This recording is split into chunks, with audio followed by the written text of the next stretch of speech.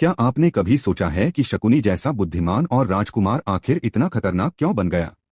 क्या वह जन्म से ही कपटी था? नहीं। लोकप्रिय कथाओं के अनुसार शकुनी की कहानी सिर्फ छलकपट की नहीं, बल्कि अपमान, पीड़ा और प्रतिशोध की भी कहानी है। कहा जाता है कि शकुनी गांधार के राजा सुबल का पुत्र था।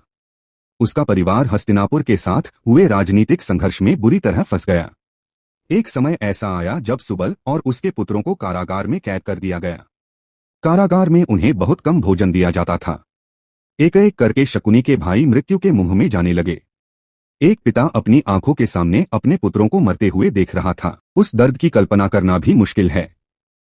कहा जाता है कि सुबल ने निर्णय लिया कि बचा हुआ भोजन केवल शकुनी को दिया जाएगा, ताकि कम से कम एक पुत्र जीवित रह सके। शकुनी ने अपने भाइयों को अपनी आंखों के सामने खो दिया। उस दिन उसके भीतर कुछ टूट गया और उसी टूटे हुए मन में प्रतिशोध का जन्म हुआ। कहा जाता है कि उसके पिता ने मृत्यु से पहले उसे यही याद दिलाया कि वह अपने परिवार के अपमान को कभी न भूले। इसके बाद शकुनी के मन में एक ही लक्ष्य रह गया, हस्तिनापुर के कुरुवंश का विनाश।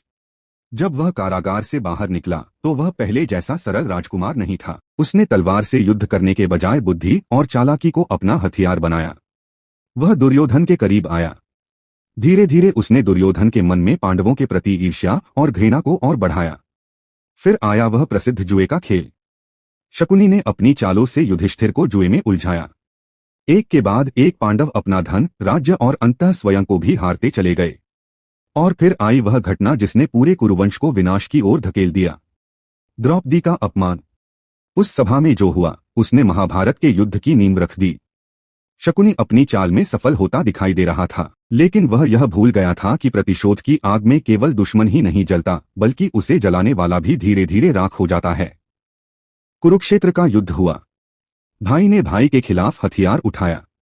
लाखों योद्धा मारे गए।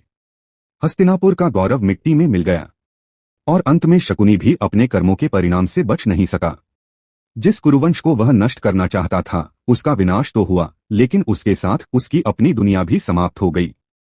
इसलिए शकुनी की कहानी हमें सिर्फ यह नहीं बताती कि चालाकी कितनी खतरनाक हो सकती है, यह हमें यह भी सिखाती है कि दर्द अगर दिल में दबा रहे तो वह इंसान को मजबूत बना सकता है, लेकिन वही दर्द अगर नफरत बन जाए तो इंसान को अंदर से खोखला कर देता है।